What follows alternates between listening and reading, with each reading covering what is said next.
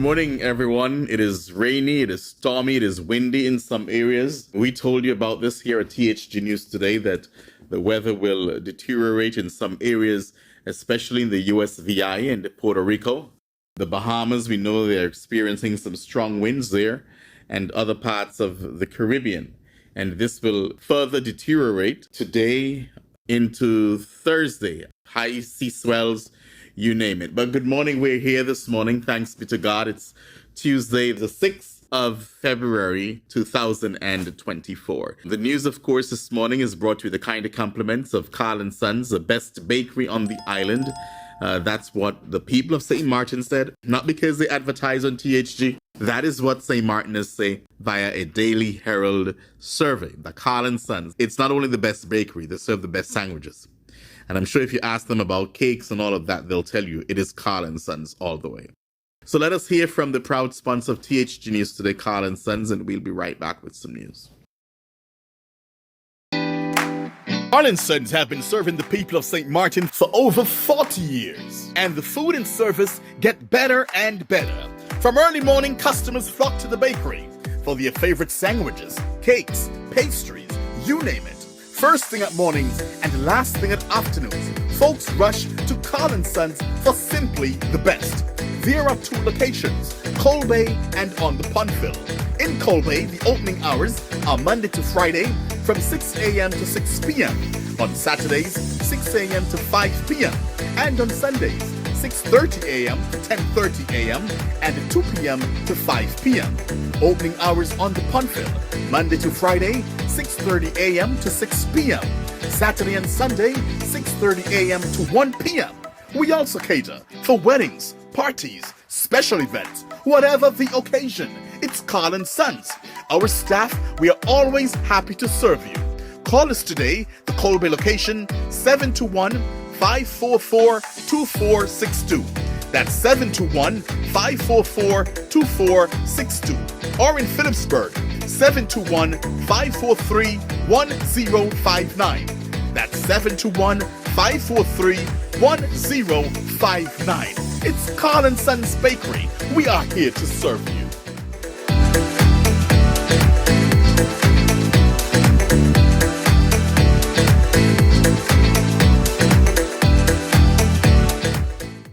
Okay, so we begin this morning. Of course, yesterday we saw the press releases, the press statement from the Buckingham Palace regarding King Charles III. The royal family, via a statement issued from Buckingham Palace on Monday afternoon, revealed that King Charles III has been diagnosed with cancer and is currently undergoing treatment.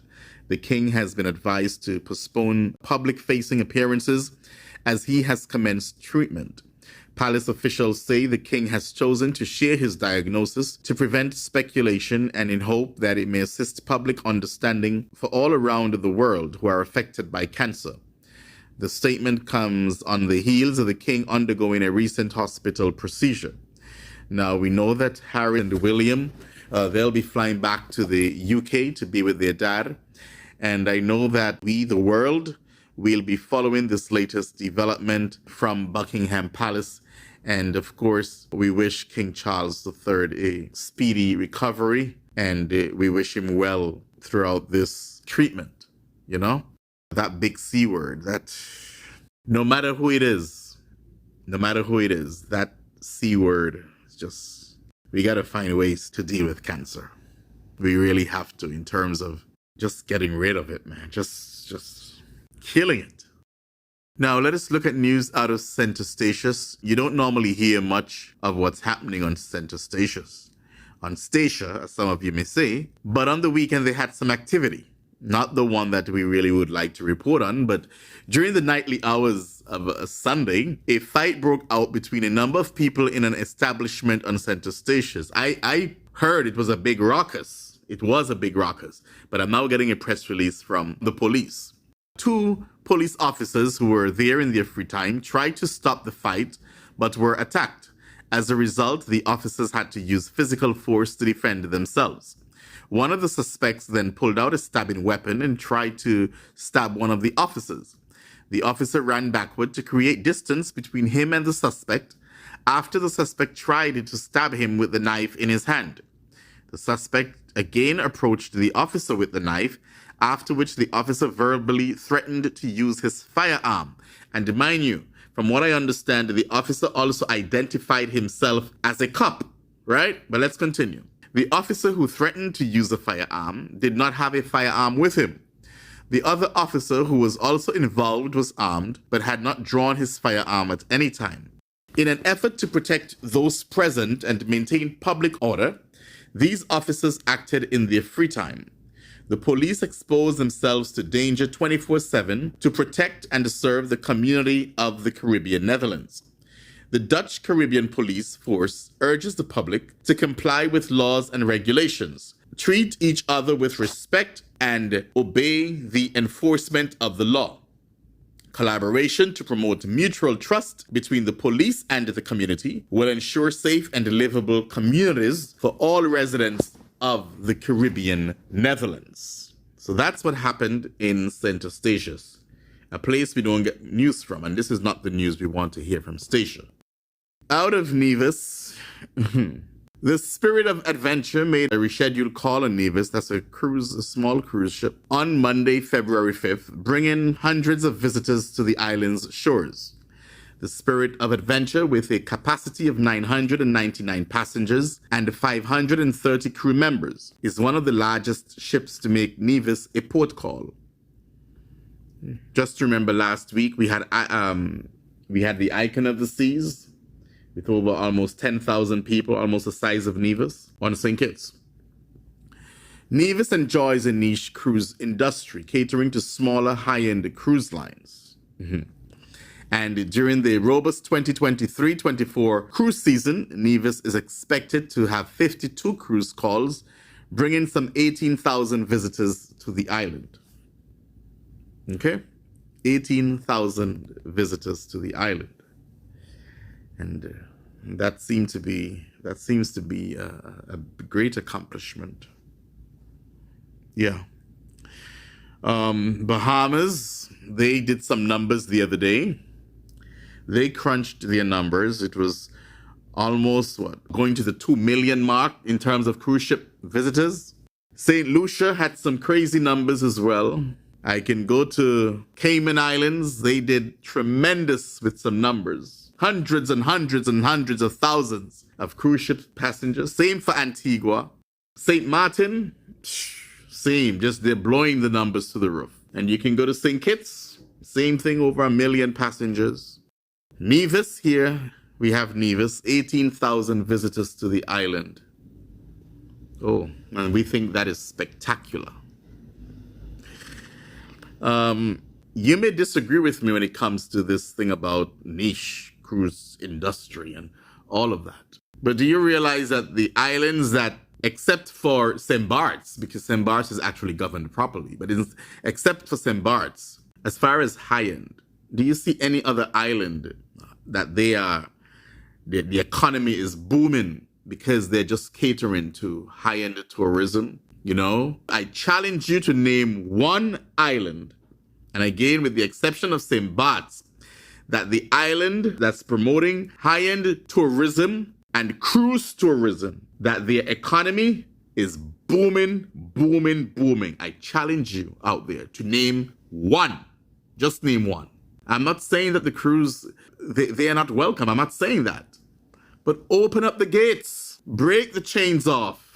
Break every chain and promote your island as a destination for all.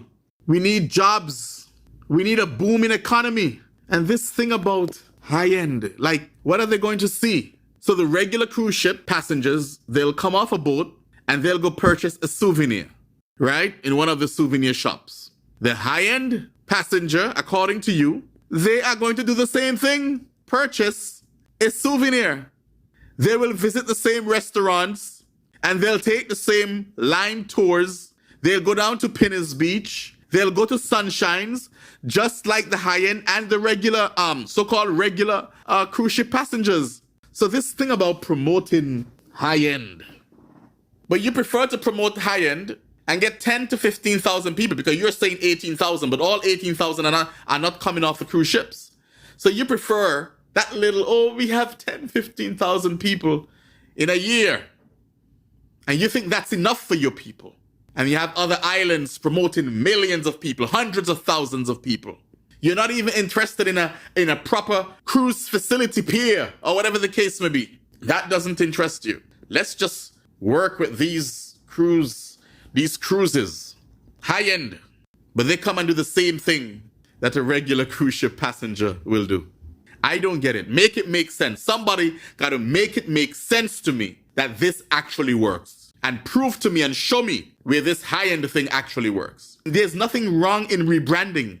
There's nothing wrong in starting over. There's nothing wrong in saying, listen, that did not work. We're trying it another way. We're opening our gates for people to come into our island. Are we going to spend the next couple of years talking about high-end and not getting the actual results? Just the same old every year? And we wonder why our economy is not booming and we have to continuously depend on sink kits? Let me move on to the BVI. The Minister for the Overseas Territories, David Rutley, has threatened to take further action if the elected government continues to delay the implementation of the governance reforms that were handed down through the 2022 Commission of Inquiry report. The UK will provide further technical assistance if required. However, if there continues to be a lack of progress, we will not hesitate to take further action to help deliver the much-needed reforms, Rutley said ahead of his February 4th arrival in the BVI. His statement was issued by the Governor's office on Sunday, February 4th. Rutley will be meeting with Premier Dr. Natalio Wheatley and his government and is set to receive an update on the implementation of the COI reforms, which have caused a bigger rift between elected leaders and the office of the governor. So the newly appointed governor, Daniel Pruce, said the UK minister's visit comes at a crucial time for the BVI, adding that delivering the recommendations of the COI will lead to positive changes in the society. So there you have it. Premier Wheatley, I think he's just frustrated. He's had enough of them, and he's speaking more of independence.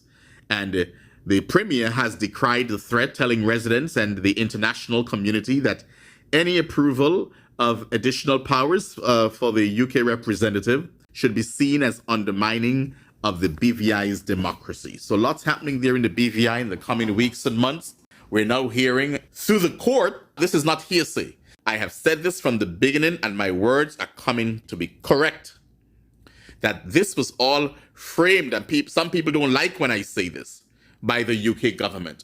And here it is that in court with former Premier Foy, it has been proven that they lied. The UK government, through the former Governor Rankin, lied to the people of the BVI, stated that he did not know and the UK had no idea about any arrest of former Premier Foy, only to find out that they gave authorization almost 1 year before former Premier Foy was arrested. So they knew all along. So we're going to see how that goes. I'm waiting for an update regarding yesterday's court hearing. It went a bit late. I'm not sure if it was a hearing or introduction of new evidence. So I am going to get that story for you. Okay? You know, if you're just joining us for the first time, I keep saying that this is just not news. This is commentary.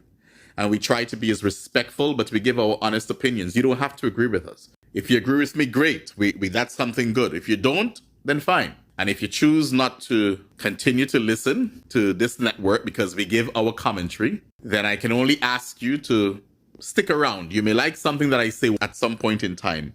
And if you choose not to, then God bless your heart.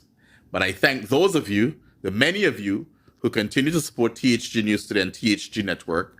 And this is not about just giving opinions or commentary about Nevis or St. Kitts, not because I'm from the island of Nevis, but we give commentary if commentary is needed for other countries as well. Okay? So that's our news for this morning. Do join me again tomorrow morning for a similar presentation. Please be safe out there, especially to those of you in Puerto Rico and the Virgin Islands. Have yourselves a wonderful morning and a wonderful day. I am Mervyn Henley.